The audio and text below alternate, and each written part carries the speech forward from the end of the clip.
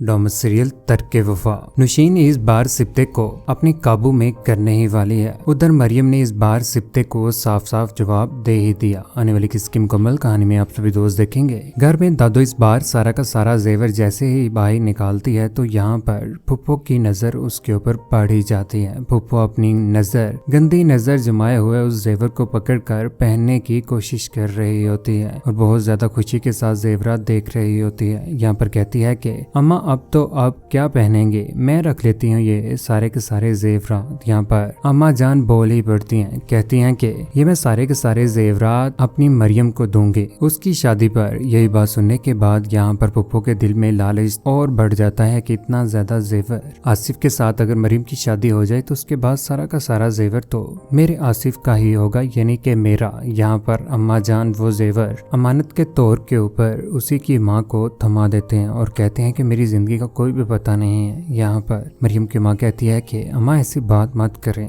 अल्लाह आपको जिंदगी दे, अल्लाह का शुक्र है आपकी सेहत अब काफी हद तक बेहतर हो चुकी है। ये जेवर मरियम के हैं, शादी के मौके के ऊपर उसे पहनाने हैं, मैं रहूं या ना रहूं ये तुम्हारी अब जिम्मेदारी है। दूसरी जानिब मरियम इस बार रात के ऊपर टेरेस के घूम रही होती है, जहाँ पर सोचों में ही गुम है कि इस बार वो सिप्ते को जवाब दे तो क्या दे। जिस तरह से सिप्ते उसके साथ कर रहा है, मोहब्बत का इजहार भी कर चुका हुआ है। दूसरी जानिब मरियम अगले ही रोज ऑफिस में चली जाती है। दोपहर का टाइम जैसे ही होता है, यहाँ पर सिप्ते अपने लिए बिरयानी मंगवा लेता है और मरियम के लिए भी मंगवा लेता है। जैसे ही मुलाजिम उसके पास बिरयानी लाकर रखता है तो ये हरकत मरियम को बहुत ज्यादा बुरी लगती है। कितनी ज्यादा केयर उसकी बिला वजह क्यों कर रहे हैं सिप्ते सर। यहाँ पर कल सुनने के बाद नंबर मिला रही होती है सिप्ते का। यहाँ पर फौरन से वो सिप्ते सर की तरफ पहुंच जाती है। सिप्ते को इस बार कहती है मरियम के सिप्ते ने अपने लिए भी बिरयानी मंगवाई होती है। यहाँ पर मैंने अपना लंच मंगाया, आपके लिए भी मंगवा दिया, खाना अच्छा नहीं लगा।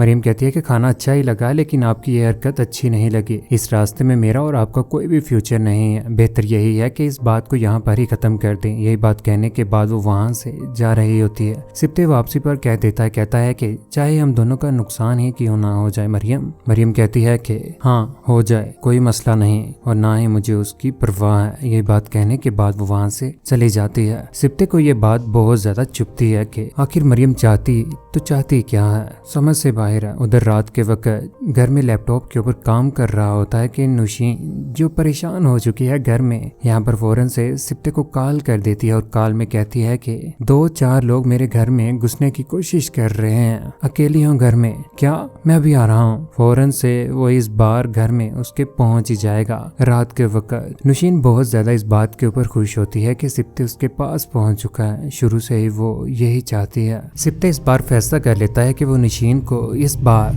सेफ जगह पर लेकर चला जाएगा, जहां पर उसके कपड़े पैक करवाने के बाद बैग पकड़ता है। यहाँ पर नुशीन भी बहुत ज्यादा खुश होती है इस बात के ऊपर के सिप्ते इस बार उसके साथ है। सप्तान भी खुश है और यहाँ पर नुशीन भी कोशिश तो यही करेगा कि वो अयाज के साथ रहे या उसके घर में। लेकिन आने वाले वक्त में सजीला और इनंदा बहुत जल्द रिश्ता लेकर मरियम के घर में जाने वाले हैं। लेकिन जब ये बात सिप्ते आयशा को भी बताएगा कि मरियम ने साफ साफ इनकार कर दिया है तो वो उसे समझाने की कोशिश करेंगे कि क्या पता वो परेशान हो। कौन कौन चाहता है कि सिप्ते और मरियम एक हो जाए। और नुशीन जिस तरह से सिप्ते के सामने आ रही है उसे कुछ भी हासिल होने वाला नहीं है। अपनी कीमती राय का इजहार नीचे कमेंट सेक्शन में जरूर दीजिएगा। चैनल को सब्सक्राइब करने के बाद बेल का बटन जरूर दबाइएगा। अपना ख्याल रखिएगा, दुआ में याद रखिएगा। अल्लाह हाफिज।